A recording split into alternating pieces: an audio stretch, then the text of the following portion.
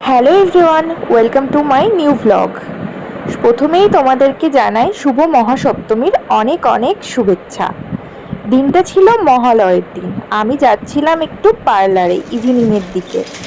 ভাবছিলাম অনেক দিন ধরে একটু হেয়ার স্পা করাবো, পেডিকিওর করাবো, ম্যানিকিওর করাবো, অনেক কিছুই ভাবছিলাম। বাট সময়ের অভাবে যাওয়া হচ্ছিল না আজকাল করে করে, তাই যে ফাইনালি মহালয়ের দিন ভাবলাম তাহলে আজকে যাই। তো মহালয়ের দিন দেখো আমি বেরিয়ে পড়লাম, তারপরে দেখো এই লিফটে উঠে পড়েছি। এখন যাব নিচে, আর নিচে গিয়ে তারপরে গিয়ে যাব পার্লারে।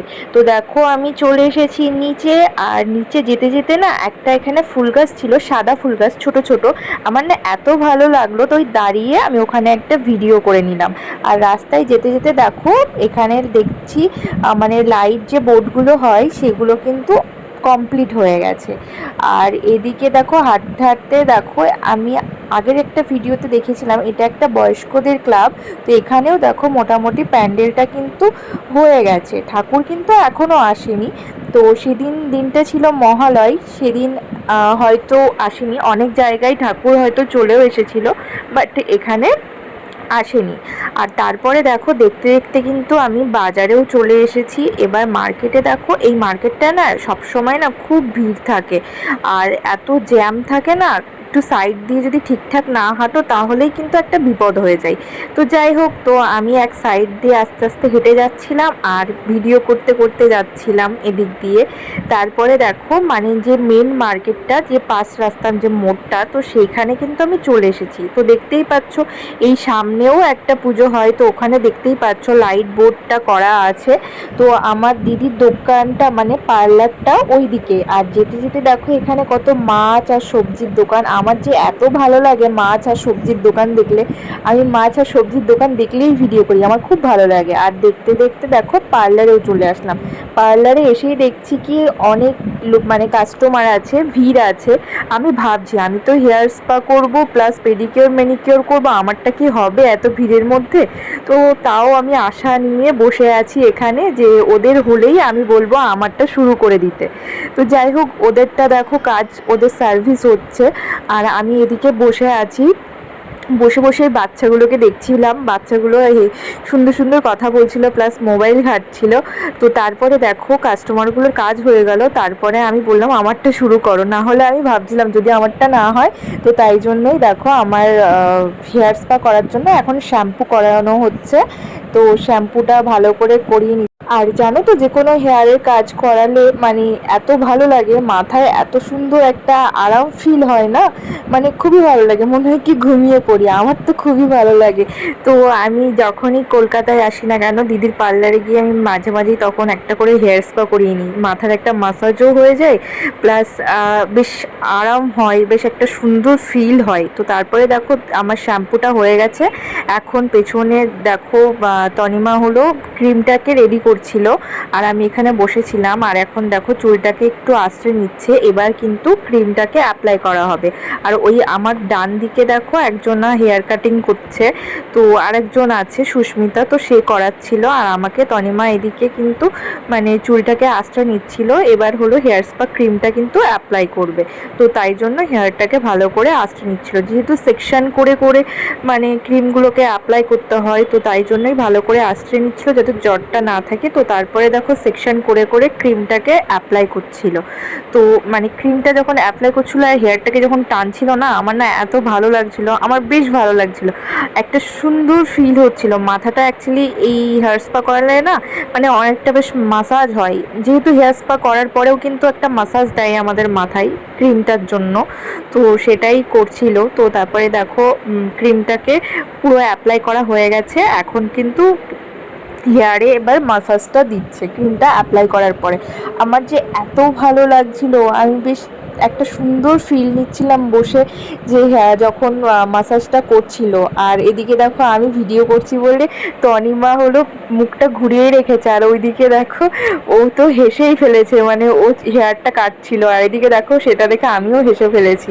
আর এদিকে দেখো মানে হেয়ারটাকে এবার এরকম করে মানে হাতে এক মুঠো করে এবার উপরের দিকে টানবে, মানে এগুলো এক একটা মাসাজের মধ্যেই পড়ে, হেয়ার স্পা করলে এগুলোকে করে।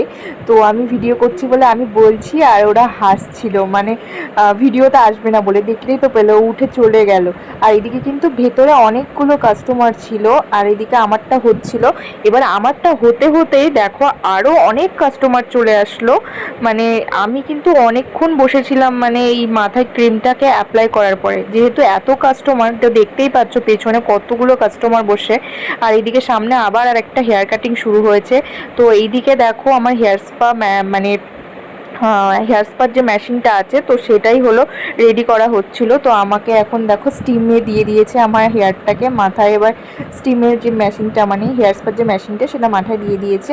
এবার স্টিম হবে হেয়ারটাকে, তো স্টিম করার জন্য দেয় ওটা। তো যাই হোক, তো সেটা হয়ে যাওয়ার পরে এদিকে দেখো আমি কিন্তু সাইডে এসে বসে আছি, যেহেতু এখন অনেক কাস্টমার। আমার হেয়ারটা যে কখন ধোয়া হবে সেটাই আমি ভাবছিলাম, যে ধুয়ে কখন মানে আমি বাড়ি যাব।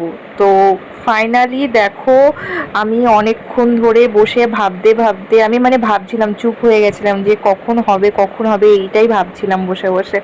তো তারপরে দেখছি কাস্টমার এসেই যাচ্ছে এসেই যাচ্ছে, আমারটা কি আদৌ হবে এটাই ভাবছি।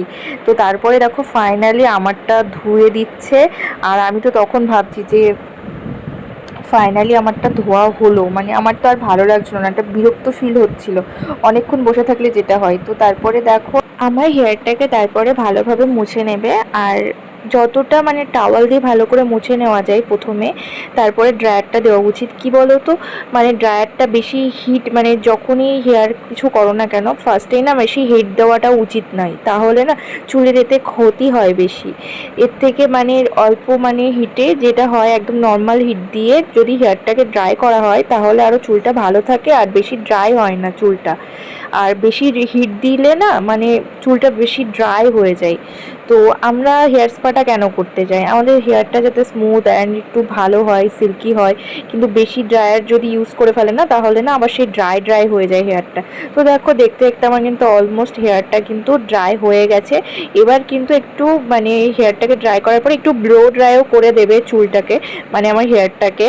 তো সেটাই দেখো এরপরে এবার দেখো ব্লো ড্রাই করবে আস্তে আস্তে, আর ব্লো ড্রাইটা করলেই কিন্তু আমার হেয়ার স্পার পুরো প্রসেসটা কমপ্লিট হয়ে যাবে।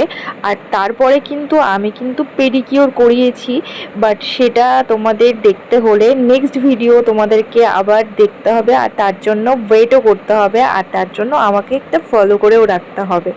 তো যাই হোক, আমার ভিডিওটা তোমাদের কেমন লাগলো অবশ্যই কমেন্টে জানিও, আর আমাকে হেয়ার স্পাটা করে আমার হেয়ারটাকেও কেমন লাগছে, হেলদি বা শাইনিং লাগছে কিনা সেটাও তোমরা কমেন্টে জানিও। তো দেখো আমার কিন্তু ব্লো ড্রাইটা এখন চলছে, আর এদিকে দেখো ব্লো ড্রাইটা হওয়ার পরে তোমাদেরকে ফাইনাল লুকটা দেখাচ্ছি আমার হেয়ারে। আর হেয়ারটা দেখো কত শাইন দিচ্ছে, কত গ্লো করছে হেয়ারটা। তো যাই হোক, ভিডিওটা যদি ভালো লেগে থাকে তাহলে অবশ্যই একটা লাইক কমেন্ট অ্যান্ড শেয়ার করে দিও। তো চলো টাটা, আবার দেখা হবে নেক্সট ব্লগে, বাই।